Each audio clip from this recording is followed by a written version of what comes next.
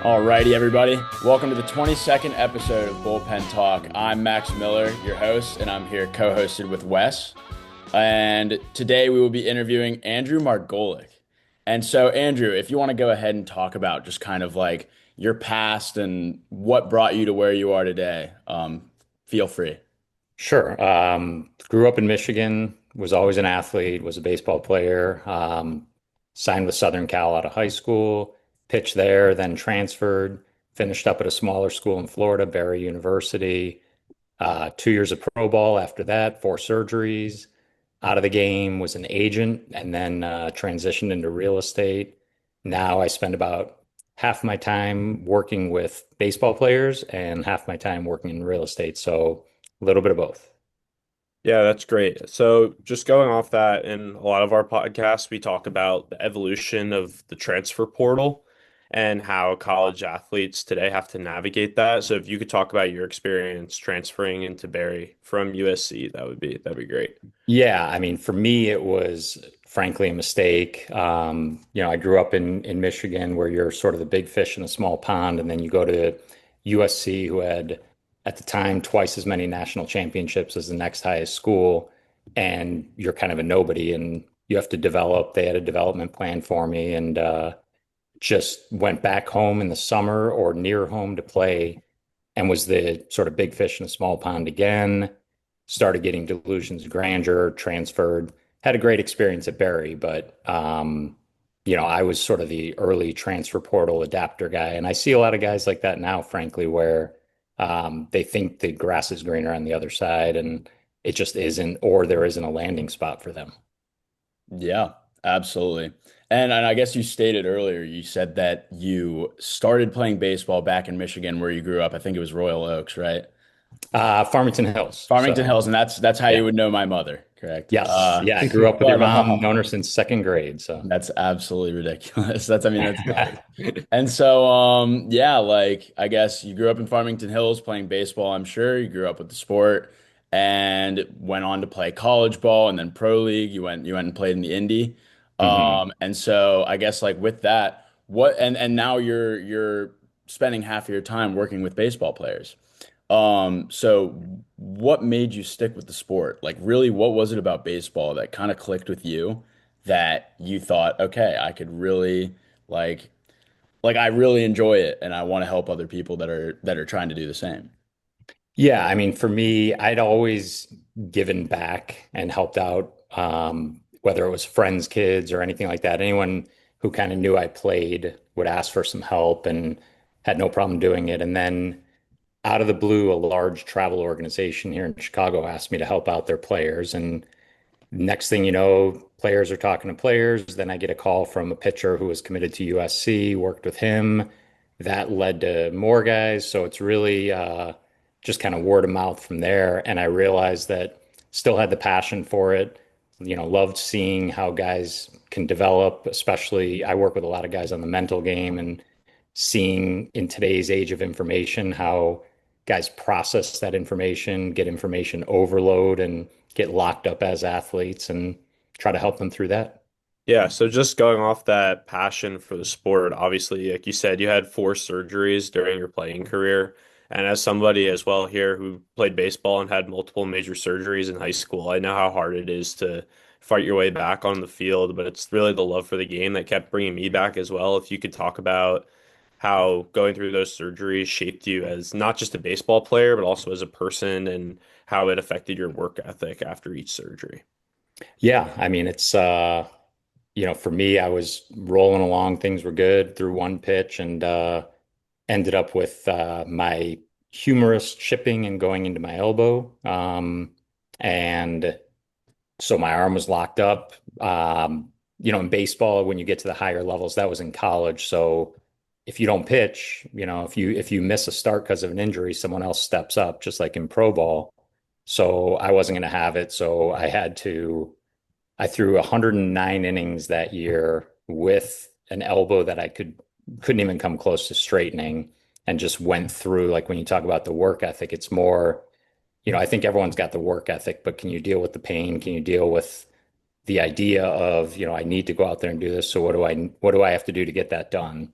Um, So did that, then had my first surgery, and then it's really just, I think athletes are really regimented anyway at the higher levels. And so with surgery, it's just rehab becomes your sort of your competitive arena versus playing. So rehab from that came back and threw about another 100 innings that the next year.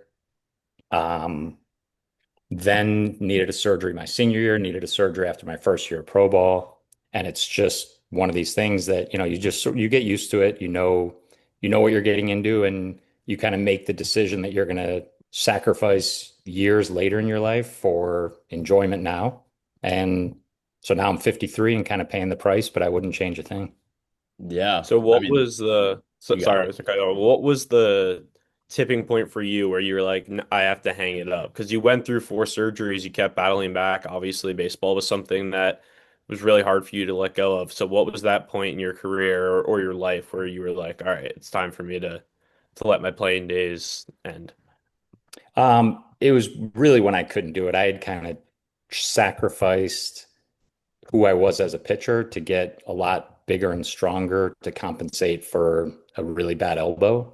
And so the game changed there. And then I knew I was going to need another surgery, which I got about a year later. I got the Tommy John surgery, and the surgeon said, "There's no chance of you coming back. Like you're one of the, now it's even less, but at that point, I think it was like 8% that didn't come back." And he's like, "You're done. You got nothing in there." Damn. I mean, yeah, seriously, that's like the epitome of having that drive and that work ethic and that purpose for loving the game of baseball, you know? Yeah. And I guess with that, we talked about how you work not only through the physical game of baseball with these younger kids that are kind of in the position that you were in when you were going and playing college ball and then going and playing indie. Um, like I guess we were talking about you not only help them with their physical game, but also with their mental. And I guess for all those people out there that are kind of going through the trials and tribulations of playing their like student athlete sport, what is one thing that you have to say to them to keep their head high and kind of keep them going? I think what I've seen, and I mean, I've worked with major leaguers, I've worked with kids as young as 13, 14. The best players at any level, especially college and then pro ball, are the ones who can move on very quickly. Like every sport, but baseball in particular, is this series of events that something's going to go wrong and you have to flush it and move on very quickly. And if you don't, something's going to compound and then, you're really screwed. Mm, absolutely. Yeah, speaking from experience there, like the famous saying in baseball is if you fail 70% of the time, you're in the Hall of Fame. Yep. So I think that's one of the reasons that it's so hard to give up the sport is because the failure makes you want to push to succeed and you just want to keep driving, keep pushing to succeed. And then eventually it gets to a point where it seems like for you, it kind of gradually ended and you were able to rebound. But for some people, it kind of just abruptly stops at the end of their 4 years of college. And then they're kind of flat-footed going into the real world after they've spent so much time dedicated to something that they love more than almost anything in the world. So what advice would you give maybe for a junior in college right now who's battling injury, probably not going to go pro to help set them up better for their future? Yeah, I mean, I think it's a couple of things. The simple fact is that not many people get to go play beyond high school. There's that pyramid that everyone has seen where it's like, I forget the exact numbers, but after high school, it's like 5% play college ball and then 2% play pro ball. And so, what I found in my professional career that I would say college student athletes really need to embrace is they're doing something that very few people get to do, and employers really like that. So in my professional career, I would say 80% of the clients I got in the real estate business wanted to talk baseball first because they noticed that I was a baseball player. So the ability to talk about it, stay humble about it, but to talk about it will really advance them. And then the other thing is just the life lessons that you learn from playing sports. So you're competing in a team environment, you're working under pressure, you have to manage your schedule, manage your time, especially as a student athlete. And so those things will transition well into the real world. Absolutely. And I guess dovetailing off of that, what's one thing that you see in student athletes that you don't see in many other hires? I think it's the competitiveness, just the understanding that, you can look at someone and you can't, it's really hard to replicate in the real world. And I struggled mightily with this, but I loved, for me, if there's one thing that I miss, it's really, really competing, looking at someone and being like, I'm better than you. I'm going to beat the you know what out of you.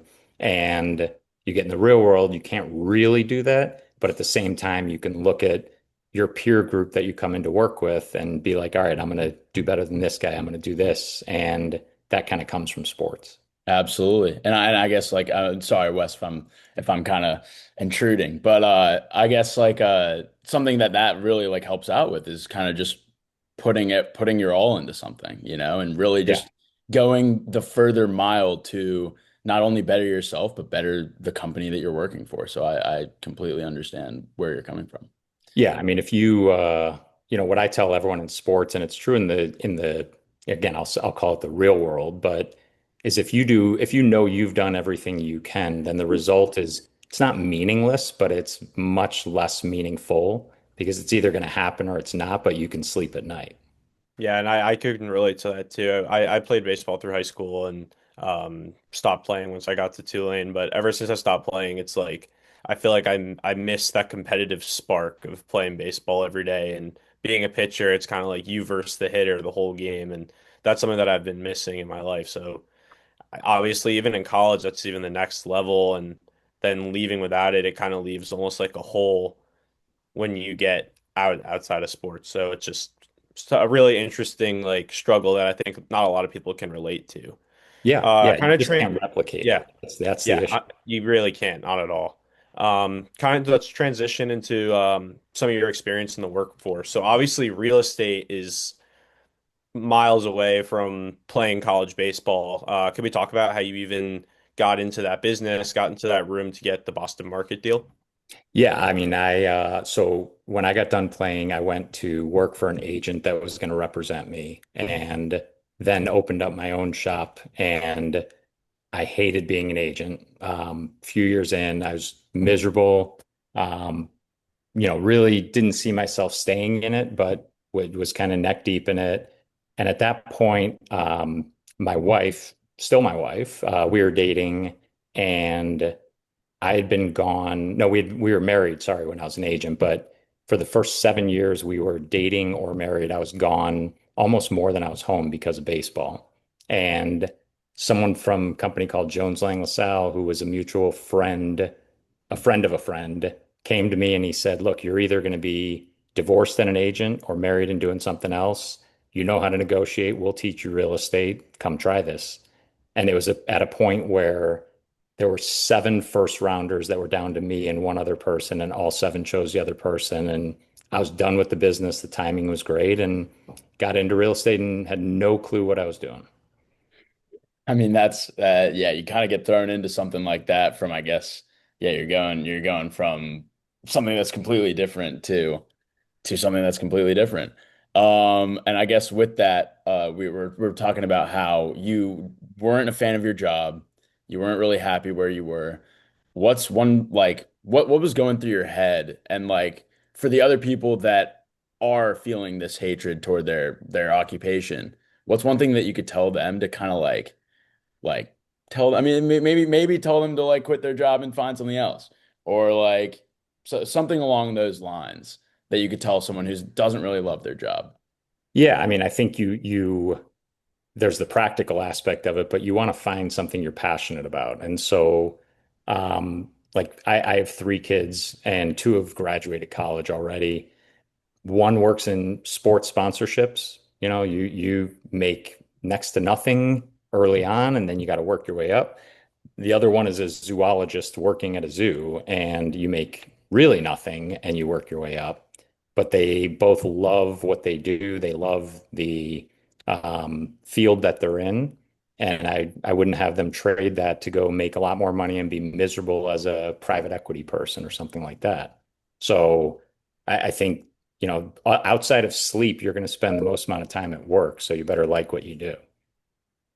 Yeah, that's something that at Second Half Network we researched a lot about college athletes coming out of school, obviously. And one of the things we found is it's more not them struggling to find jobs, it's more them struggling to find jobs that they like. Most athletes coming out of school are able to join the workforce, but then it seems like you are unhappy in the job that they're in, and that's just due to a lack of experience. Like people like Max and I are spending our college experience making like networking, we're on LinkedIn, we're interning, we're finding what we like, finding what we don't like. So then when we finish our 4 years, we're able to find what's a right fit for us, whereas college athletes are kind of just dumped into the job world, latch on to a job that maybe pays a lot, or maybe maybe they have a connection that just gets them the job, but they don't know if they're going to like it or not.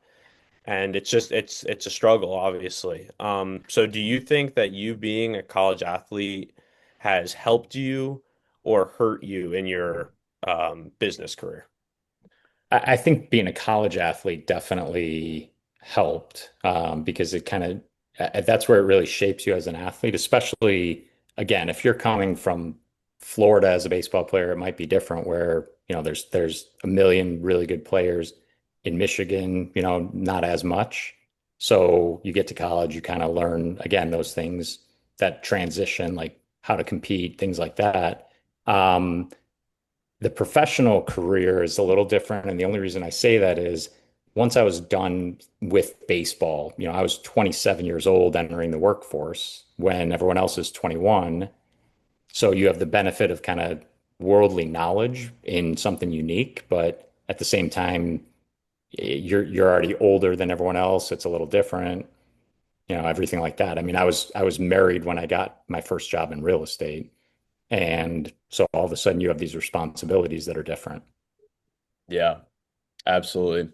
And I guess like we were talking about how you were thrown into a job that you didn't really know. Like you didn't really know much of it. Yeah.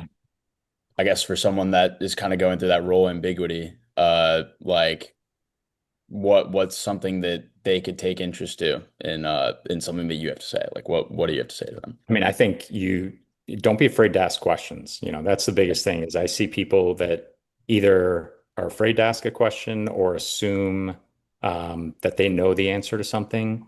So that's the first thing. And the second thing is, have the balls, have the guts to go up to someone that's, a CEO of a company and ask for 5 minutes to learn how they got to where they are and everything like that. I mean, for me, that first job that I went to, the guy who ran the group, the CEO of the group, we got talking and all of a sudden he said, "Hey, you were an athlete. We play basketball at noon, why don't you come play at lunch with us?" And it was all the senior executives and then me, who was the lowest guy in the company. So if I hadn't gone up to him, I don't think he ever would have invited me. Yeah, you never really get anything you don't either ask for or put yourself out there for, you know? Yeah, that's exactly right. I mean, and there's no, everyone thinks that the spotlight's on them, people are looking at them. Like there aren't dumb questions. There isn't a situation that's not appropriate to go, again, not to ask someone for a job or to ask someone for a favor, but to just ask them about themselves. Yeah. So on the flip side of that, you talked about when you were an agent, you felt like you were neck deep in the work and it seemed like you were hesitant to leave for a long time. What advice would you give to college athletes who feel the same that they're when they enter the work, or may not even just college athletes, I guess anybody who's working in a job and feel like they're neck deep and are kind of hesitant or scared to leave because they feel like they're leaving behind a potential opportunity. What advice would you give to them? Yeah, I mean, I would say learn about every other opportunity that you can. I don't think it's smart in this environment to leave a job to look for another job, but you can look for a job while you have one.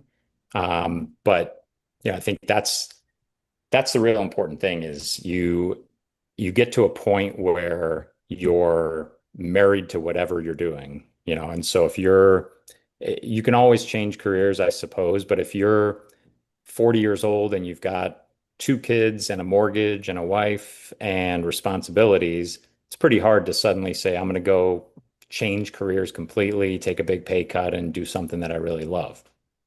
Yeah. Absolutely. And I guess that's kind of why it's crucial to figure it out in the first place, right? Like a Yeah. little bit, a Yeah, I little mean, bit, kind there's of. But time certainly, but yeah. as you get older, you either get comfortable or you just are stuck where you are. There's plenty of people like that.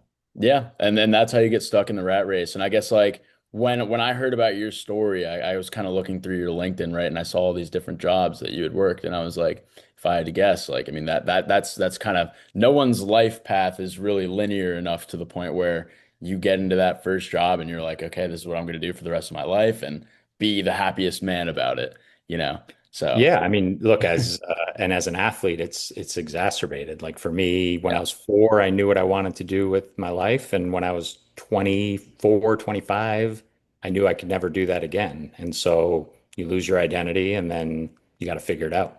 absolutely. So what's something that like brought you from the basis idea of just being that like I'm sure as a kid you wanted to play baseball professionally and Yeah. throughout until you weren't able to do so after your professional career you wanted to play professionally and Yeah. so what was it like and what was the hardest part of realizing that you wouldn't be able to do so after your injury and everything of that sort.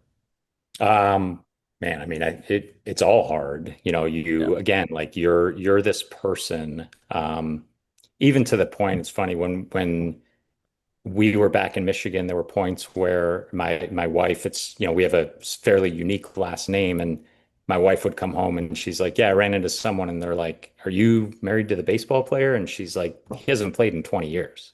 So, it's still sort of your identity going forward. So you lose that, and you kind of sit there, and for me, it was probably a good 1 year period where you're like, it's not even what now, it's sort of the woe is me. And, then you also go from having your entire life scheduled for you to needing to figure it out. So, there's a lot of that. And it just makes there's no easy way around it. It's really, really hard. And then you just figure it out because you have to. Yeah, absolutely. And I'm sorry again, Wes. But I guess like when you build such a strong foundation on something like a sport, right? And some screwball kind of hits you in the stomach and there's nothing you can really do about it. I guess that's what we're trying to do is kind of build that foundation for the student athletes and for the people that are looking to go pro. But when that screwball hits you in the stomach, right? Like nothing you can really do about it. And so Yeah. building that I foundation mean, outside of sports is quite crucial. yeah, what you guys are doing is great because that's exactly, look, the reality is the percentages are against even college athletes becoming professional athletes. So if you know that there's a slim chance, and even if you do succeed, you're going to have many, many years of your life once you're done with that sport. I have a good friend who he played in college at Michigan, then signed at 21, played 13 years in the major leagues, and at 38 he was done with baseball and had to figure it out, and he went back and got his MBA at Stanford, and he's doing really well. But he at 38 he's done. He's going to live a lot longer than 38 more years most likely. So obviously you're in real estate now, but you also find a lot of ways to stay involved in the baseball community and just what advice or not, I think maybe not even giving advice, but I think that you're a good example to college athletes who stop playing any sport that there's still you could still have that sport in your life even when you're done playing. So talk about your experience with keeping baseball in your life specifically, even though you don't necessarily work or play. Yeah, yeah. I mean, it's it again, it was sort of unintentional, but it's become great. And now there's 75 kids around the country that I'm working with that um, I feel like I can have a direct impact on when they're competing. I'm sort of competing along with them, so it's a way to sort of satisfy that need, and at the same time to use my experience to help them maybe, avoid some of the pitfalls that I ran into. Yeah, absolutely. Or at least kind of like harvest the loss on that, make it a little easier on them, right? kind of like Yeah. give him a little bit of insight. You've gone through a lot. You've gone through what, 5 injuries and 4 surgeries, I believe you said. And Nine surgeries total. ugh, So, yeah. ugh, I mean, unbelievable, really. So you Yeah. definitely have a lot of room to talk there, no doubt. Yeah. Um, Yeah, for yeah, sure. no doubt, no doubt. And I guess like I don't have any further questions. I mean, like, is there anything that you specifically want to say to anyone that might be watching this podcast that I don't know, like, yeah, anyone that might be watching the podcast in general? I think just, again, if you're an athlete, really embrace the time that you have to do that and maximize what you're doing. So, work smart, be smart, have fun by all means. I mean, I had more fun than a lot of people, but get your work done. And then that way, when it is over, you can be satisfied with what you did. Absolutely. Wes, anything further from you? Yeah, I just wanted to hit on one more thing you said that I guess I hadn't really thought about is that you had your friend who played in the major leagues for what would you say, 13 years? Yeah. And then even he finished he made it as far as he could possibly go and played as in the hardest league in the world for 13 years. And then even he, when he finished playing, was kind of lost in the world. Yeah. So it's just that's just so interesting. Like we're focusing on just college athletes, but the issue extends past the college level, which I think is just really like so interesting to me and just goes to show you that you're like the college athletes that are leaving their sport are not alone. And you can even look at the high school level. There are plenty of high school athletes who probably their dream all their lives was to play professionally, play in college, and they didn't get that opportunity. So you can look there too. It's not just a college issue, it's almost an athlete issue where even if you make it as far as you can go, you still have the second half of your life to try to figure out. So yeah, I just thought that was a super interesting point that you Yeah, brought up. no, I mean that's exactly right. You're again like sports are phenomenal, but they're also a part of someone's life, and um, the further you get into them, the more likely you are to kind of get married to the game and work in the game. There's a lot of if you think about baseball, a lot of the big leaguers are making it up at 26, 27. So if they have a 10-year career, then they're 38, and what do they do at that point? And the ones that are more well-rounded are probably better off, and the other ones are, they may be okay financially, but they're probably not happy. Yeah. But Absolutely. yeah. Yeah. Well, I guess thank you so much for your time, Andrew. I seriously enjoyed this conversation and